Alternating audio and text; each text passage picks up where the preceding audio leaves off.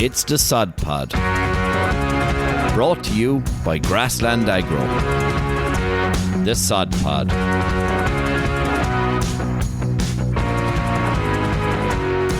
Hello, and welcome to episode 9 of the Sod Pod. In the last episode, we covered Pika, and we had Bernard Furlong on with us on that one. Really good listen. In this episode, we're going to have a chat about biodiversity. Biodiversity is very important underground, of course, but over the ground is also quite important as well. Davey, just before I call you in, congratulations, you are officially Dr. David Corbett now. Man, Dave, fair play to you. Thanks, James, yeah. And James and Sean, thanks for all your help as well throughout the process. It was greatly appreciated. You're more than welcome, Dr. Foss. I wrote that. That's 2 PhDs I have. Technicality.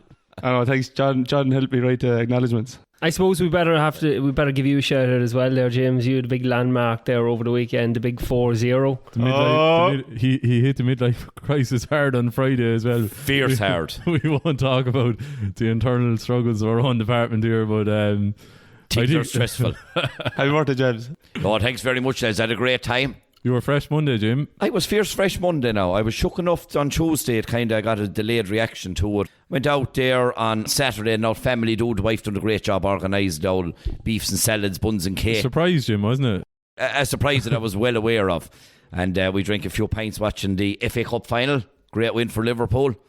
And then we tipped on down to the local pub. As I say, I'm living in Listerlin now, down to Paddy Ryan's, and we had a right old hoolie below. Good gang of tip lads. It was a bit tense early on with Sleeve Naman being sank, but she got going lovely. Did Sheedy go? Sheedy was tied up. He couldn't make it. Oh, more. Are you actually related to him, Jim? I never even heard of him. Can we see the family tree? Oh, hold on now. Back to Sheedy. Where was Sheedy? Sheedy was tied up at a football match. How did that go? Yeah, what match was How that? did that go, Shawny? Just Monaghan didn't really perform on the day, and that's really it. You know, It's kind of an issue for Monaghan on going. They kind of come, but go backwards again. Not pointing fingers at anyone. We're not gonna. But Shawny, you're a fairly strong midfielder yourself, playing with Toom GAA. I don't know, James. You got a junior all-star last year, club all-star, isn't that correct? I did all-star. There's no need Central midfield. there's no need to mention the junior. John. It sounds better if you just mention all-star. So there was a elite group of 44 other adult footballers in. And James, Tipper back in the running, possibly. Back in the running, we have a chance. Obviously, we're dependent on Clare, who are already in the Munster final, taking on Waterford. Will Clare rest a few players? Obviously, most people in Clare would absolutely love Tipperary, so I'm sure the people of Clare are demanding the full Clare outfit to help Tipperary make it through. I think after he robbed us in the minor, that was absolutely scandalous. You would have seen it there last week. Penalty shootout. Like, listen, we probably didn't help ourselves on the line that when they got the man sent off, that we didn't push up. But the Clare game the weekend, Dave, Pat Corbett was inside, you weren't? Oh, I was there, right, John? Yeah, I was. I was in the North Terrace. Where'd you get a ticket? Not bother there. Jeepers, you said you'd keep an eye out for me, but anyways, I must have forgot that one. But great performance by Clare. I think, listen, no one's giving them a chance still. They're all talking it down, so a good position to be in. A lot of good lads come in. Shane Meehan got a half there. I think he's going to really push on from that. Rogers come back in. Yeah, Munster final will be interesting, and then it's a shootout then between the weaker counties. Team at the bottom of the barrel still. Yeah, which are Tipper back in it. I know they're back in. Phenomenal, Yeah. like. So I'd say, listen, to be honest, and this There's a few moving parts though. Controversial opinion, but like going forward and looking forward after the Munster final, you prefer to see Tipper around, like, you know, because Cork under day could beat anyone, you know, as they show in Waterford, and in Waterford, like, surely you have to improve, like. You know, they're not as bad as they were there last day. So I'd say Cahill is absolutely ripping with them. Livid. John, we've spoke here for 5 minutes and you have yet to mention Tony Kelly. How did he play? I didn't see the game myself. Yeah, well, sure, listen. No need, Johnny. There's no need. There's been people equating him to God, and, you know, it's a fact, like, you know, I see Honan had a godlike status or God mode or something like that, you know, but he was phenomenal now, in fairness. Yeah. Look, if he was from a strong hurling county, he'd probably be talked of with the heights of the Noel McGraths, the Henry Shefflins. I like Noel McGrath now. I think he's, for a tip man, I think he's great man. Great pair of hands, but fierce, genuine as well. Like, you know, seems like a good character. I don't know him now. We know his cousin Aidan, well, good That's right. herder as well. But yeah, but Tony was sensational. Like, you know, I think, like, listen, I was thinking about it. Like, even if Limerick give us a hiding in the the Munster final, they can't take Tony Kelly off us anyways, like, you know. So like a lot of them coming out there the last day would have said, you know, that probably he is a better hurler than Keane Lynch, you know, who'd be up there with possibly one of the greats, like. So but come here, back to what we're actually talking about. It's back to Clare again, like You're going to say the diversity, like, of Clare, you know, it just stands to reason. Yeah, probably straight away you're thinking about the Burren now, Dave, as well, which is actually not a hurling stronghold, as both would say. No, more football country, yeah. But the home of foundation hurling, like the Clare team, very diverse. Cusick, Cairn, what? Do you know above in the Burn, the Cusick Centre, Michael Cusick Centre, yeah. Home of the GAA, home of hurling. Yeah, beautiful spot. Yeah, no, it is a lovely spot now. Yeah, well worth a tour now. Yeah, and not too far from Corbett either. Team building event, we'll bring them all down. Call in the Bofi Quins or Rhines or something there, and spend your fortune on the way up to Cairn. But it is a serious thing. I suppose we better talk about biodiversity, and I suppose it is probably a tough subject. But should we go back there for 1 minute, because we're after doing a lot of hurling talk, and obviously Sean is a bit looking sad there because he likes the big ball. Do you want to say anything about Monaghan? Derry are looking good, let's be honest about it. Derry have took 2 scalps now. Yeah, I suppose, look, at this team has probably been, the Derry team have probably been coming a long time. This dad thinks he's on Sky Sports, is he? No, but this isn't the Sunday game. Like, you can say what you actually think. Like. Yeah, but no, you have to take your hats off. Like, you know, they outperformed us in nearly every position of the pitch. We didn't deserve to win, and to be honest, look, I don't know what the odds is for the final, but I can see them putting it up to Donegal, and I can see them beating Donegal. And listen, who knows? They have momentum there now, and all you need to do is just hit good performances and at the right period of time, and God knows where you'll end up. Like, you know. The really passionate defensive structure of Derry, again, both yourselves and Tyrone, is superb. Their movement is insane. The organisation is insane. 1 second now. The bigger question is, what's Sheedy actually doing with Monaghan? Like while we have you here, the insider, like, what's he doing? Is it psychological stuff, Jim, or what's the crack? How to build effective teams, how to manage, how to motivate. You're talking about a guy that has a huge coloured honours on county sport, and probably his greatest achievement of all time, when we ignore, obviously, he won the minor All-Ireland with Tipperary. He won the intermediate All-Ireland with Tipperary, and of course 2 senior All-Irelands in 2 different sittings. So, you know, real high pedigree in the county of Tipperary. And his greatest achievement of all time was when he was selector under his brother John Sheedy in 2012, and Portrush lifted their first ever North title. A week that'll never be forgotten. I've actually never met him, but I seen a video of him on YouTube there over the weekend talking to a team, and he's an unbelievable speaker. Wizard. Like. Yeah. We'll go on to the biodiversity, I suppose, sure. And I know probably when they see the title of this particular podcast is going to be tough to draw lads in, but it is very, very important, I suppose. And going back to Clare again, Jim, you cut us off of the past, but it is prime example of biodiversity is actually in the Burn, and was a symbiotic relationship between agriculture and biodiversity, and the influence that one has on the other. Like, so just to give a bit of context, so myself and Dave is from just outside the Burn, probably at the mouth of the Burn. The gateway to the Burn, John, is what is actually known as. And if you go back to our first podcast, I actually made reference to that. Yeah, I'm sure people will be rushing straight back now. They have to listen to it. But I suppose my grandmother is from the middle of the Burn there, right across from Father Ted's house as well. But I suppose going back through the history of it, there's a lot of commonage, obviously, and crag, which is just sheer rock, limestone, karst area, very unique part of Europe, actually, in the world. And going back maybe 30, 40 years ago, they actually banned all farming from an environmental standpoint.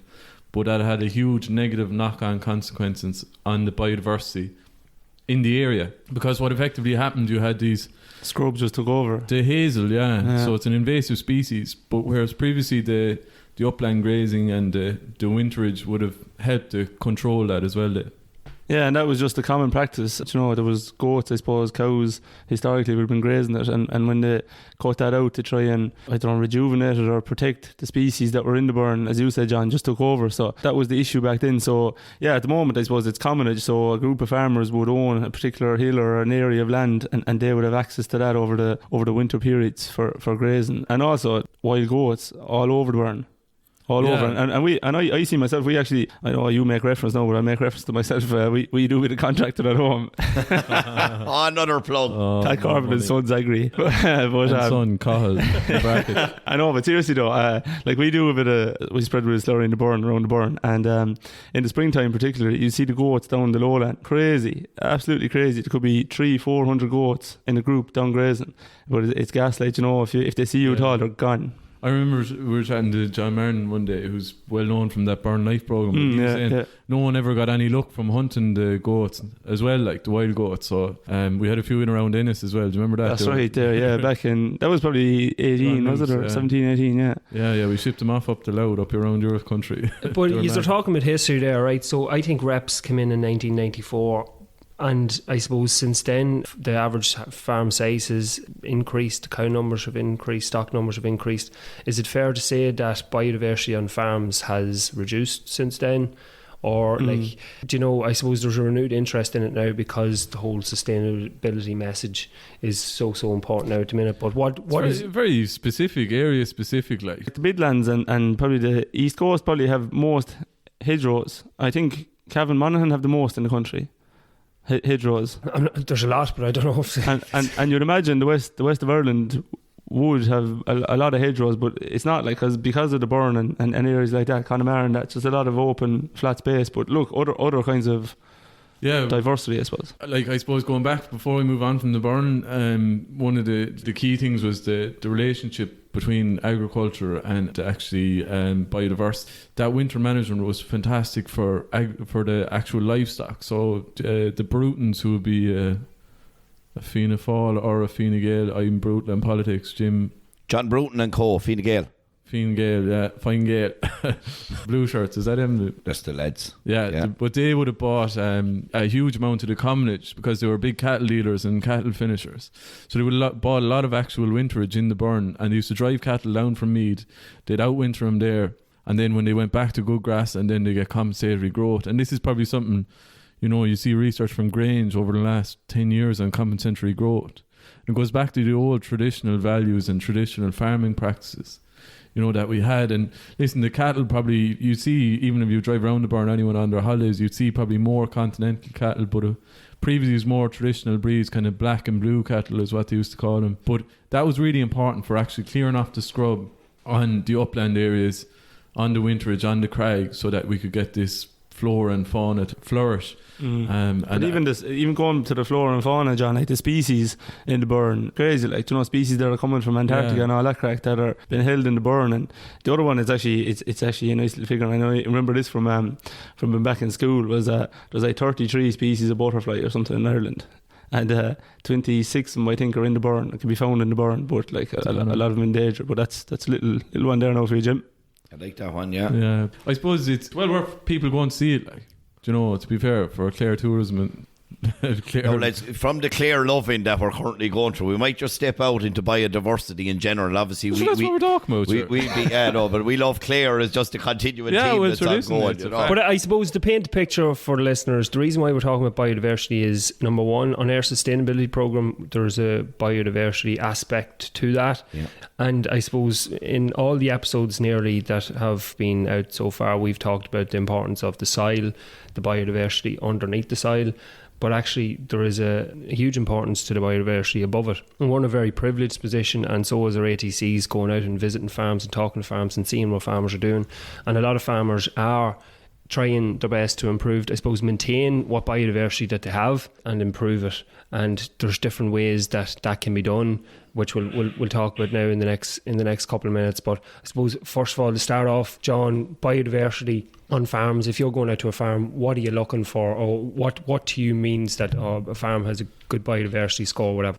Yeah, sure. It's a great question, Sean, because it is something that's come more into the consciousness. And listen, we discussed the Grass 10 previously, and it has a big bearing on the actual scorecard for anyone who's going to enter this year. Like, and listen, a lot of it is doing simple things like, you know, not cutting the hedges outside of the close period and stuff like that. That's really important. The hedgerow management.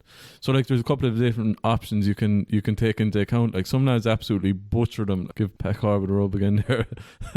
he'd just be fairly hard on him now, like getting value for money. That's why he gets so much work. Well, That's why he gets so much work. He'd push him well back, but that's actually the legislation's kind of changed now around that for irrigation farmers, that you have to do like a 3-year cycle with cutting hedges. So it's an option. It's either that or you have a native tree every 300 metres. Okay. Yeah, there's different policies you can use. You can cut a third of the farm, the two sides in the top, yeah. Or else you can do a third of the hedge. Like, so listen, or do all of it every 3 years. Yeah, so like, but even managing you don't want real butty square hedges. You want to leave a bit of a dome form, which is very important for biodiversity. But just on the hedgerows as well, before we move on any further, I suppose we were down in Pallaskenry there a couple of weeks ago, and like Derek, in fairness, is probably 5 years ahead of most things on definitely, farm. Yeah, we're chatting about it, about biodiversity and bits and pieces like that. It's a big dairy herd, but they're very conscious of it.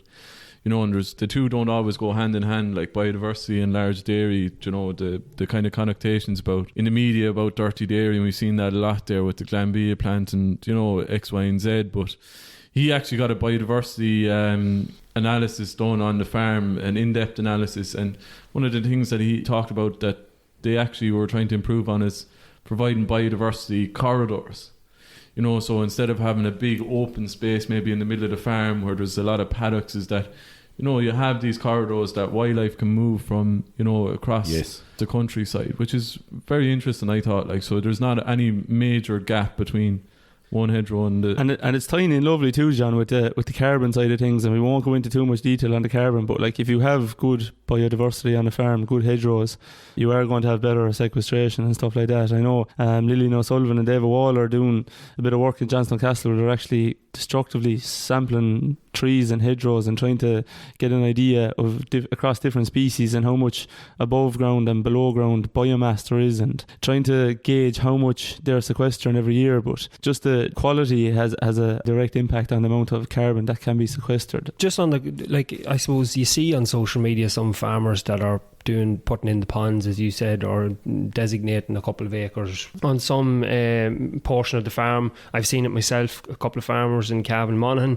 are planting, say, maybe a 40th's paddock or that away from the milking platform. That's maybe they're not utilising it as much as they should be. They're putting in wild board cover, or I've seen, often you'd see on traditional farms, you'd see a small garden or a meadow. I've seen a few farmers planting apple trees or planting a mini orchard. Some of the farmers that I was dealing with in Northern Ireland, you'd go to the yard and you'd come home with a couple of jars of honey. Bees, very important for pollinating apple trees, tillage crops, etc. But some simple things, like say some farmers putting in spore roadways, just planting a hedge one side of a newly established roadway. You see sometimes if there's been a development in a farmyard where there's been a bit of excavation work done or whatever, just planting a bank with some wildflowers or something like that. Some simple things, field margins, the corners of fields, just fencing it off, not putting any artificial fertiliser on it, not putting any sprays on it, and just letting the wildlife flourish in it.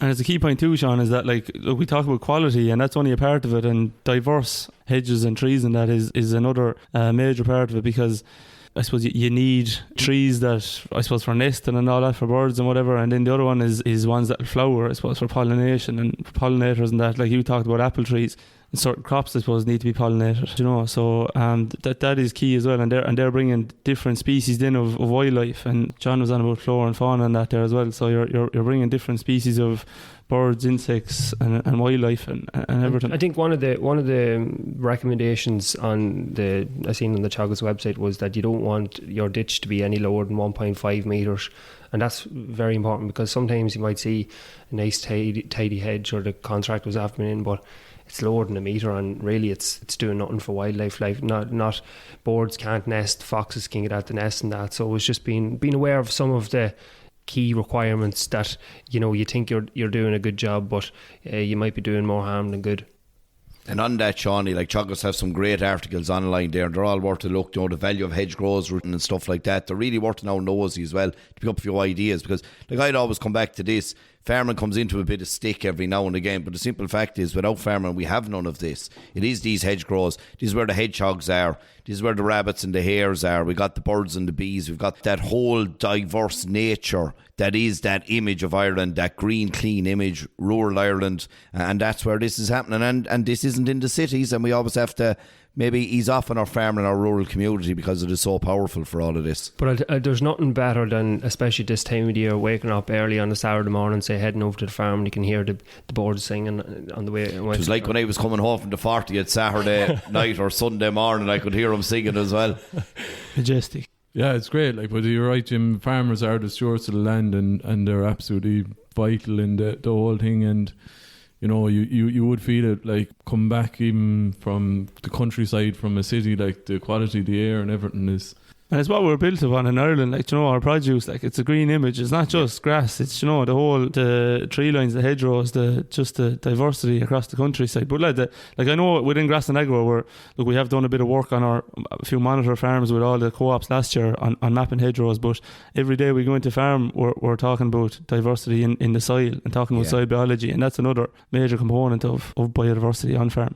Yeah, like 2/3 of all biodiversity is in the soil. Unbelievable. You know, so it's really important. Like, and I suppose the things about biodiversity, we all associate them with the old hedgerows and, you know, the field margins and bits of willow maybe around the farmyard or whatever, just to soak up any excess nutrients. But the bulk of that is going to be in the soil, and that's the key to actually, you know, reducing our dependence on chemical nitrogen imported onto the farm. And there's a huge amount of, I suppose, it's not the conventional, and it's not.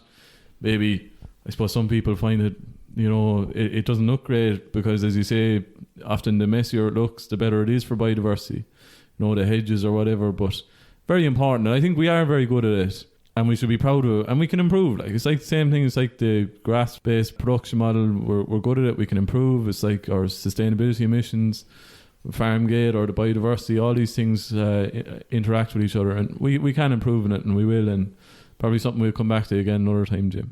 No, that's great, lads. I think we'll wrap her up there. That was huge. And look, this will go on for hours, in fairness. Like, so it's such a big story, and there's so much going on. And as John just said there, the hedges and the likes is the big visual.